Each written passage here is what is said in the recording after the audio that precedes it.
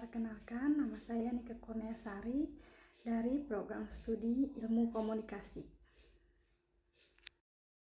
Di sini saya akan mempresentasikan tema limbah makanan. Bab 1. Pendahuluan. Sampah atau limbah memiliki ciri atau karakter yang menunjukkan bahwa ia terdiri dari komponen organik dan anorganik yang dianggap tidak berguna lagi, sehingga perlu dikelola dengan baik untuk mencegah bahaya bagi lingkungan dan menjaga investasi pembangunan. Bab 1. Analisis. Sampah di Indonesia adalah isu yang tidak kunjung teratasi. Jumlah sampah yang dihasilkan berubah-ubah dari waktu ke waktu. Menurut data Kementerian Lingkungan Hidup dan Kehutanan, dari sekian banyak timbulan sampah nasional setiap tahunnya, sampah rumah tangga lah yang mendominasi. Bab 1. Identifikasi. Di lingkungan kita, belum ada norma sosial atau inisiatif persuasif yang efektif untuk mengatasi stigma tindakan memesan berlebihan yang masih dianggap normal untuk mempertahankan status sosial. Bab 2. Perencanaan strategis. Kita mempunyai target khalayak menjadi dua sasaran. Pertama, sasaran sekunder, dan kedua, sasaran tersier. Sasaran sekunder terdiri dari orang dewasa, remaja, dan anak-anak. Untuk sasaran tersier sendiri ialah pemerintah. Bab 2. Tujuan. Pentingnya untuk menekankan kampanye edukasi guna pandangan publik mengenai makanan. 1. Mendorong masyarakat untuk menghabiskan makanan yang mereka konsumsi agar tidak menambah masalah limbah makanan.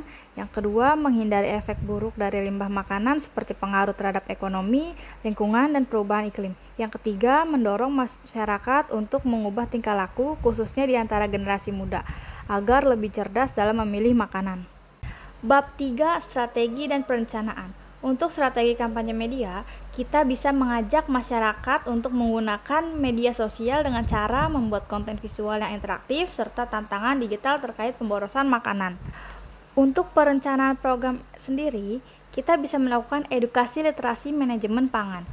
Dengan banyak bahan makanan dibuang dari lemari es rumah tangga hanya karena orang-orang tidak mengerti bagaimana cara menyimpan makanan dengan baik, atau salah memahami label best before sebagai tanggal kadaluarsa.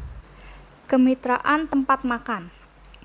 Kita bisa mengajak pemilik restoran untuk menempelkan stiker informasi di meja makan yang berisi pesan peringatan tentang pemborosan makanan. Lalu bisa menggunakan workshop kompas skala rumah tangga. Dengan pelatihan online atau offline tentang teknik mengelola limbah organik dari dapur menjadi pupuk bagi tanaman dengan metode yang mudah. Bab 4. Pelaksanaan dan evaluasi. Pelaksanaan program dilaksanakan bisa menggunakan media sosial seperti Instagram, TikTok, dan YouTube. Bisa juga melalui webinar online yang menyajikan konten seperti video, poster digital, saran, dan tantangan cinta lingkungan. Tim yang bertanggung jawab atas program ini terlibat dalam pembuatan konten, publikasi, dokumentasi, dan pengelolaan media sosial.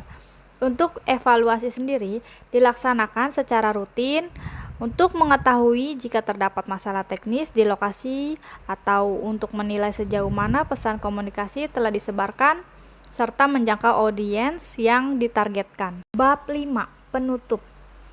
Kesimpulan dari program komunikasi ini dibuat secara menyeluruh tidak hanya untuk mendorong masyarakat menghabiskan makanan tetapi juga untuk memberikan pengetahuan kepada konsumen mulai dari fase perencanaan belanja yang cerdas sampai menawarkan ide inovatif seperti mengelola sisa makanan menjadi hidangan baru atau pupuk rumah tangga. Dan harapannya program ini bisa menciptakan norma sosial baru di komunitas, di mana menyelesaikan makanan di piring dan bertanggung jawab atas apa yang dimakan dianggap sebagai gambaran dari gaya hidup modern yang cerdas, beretika, dan menarik. Terima kasih.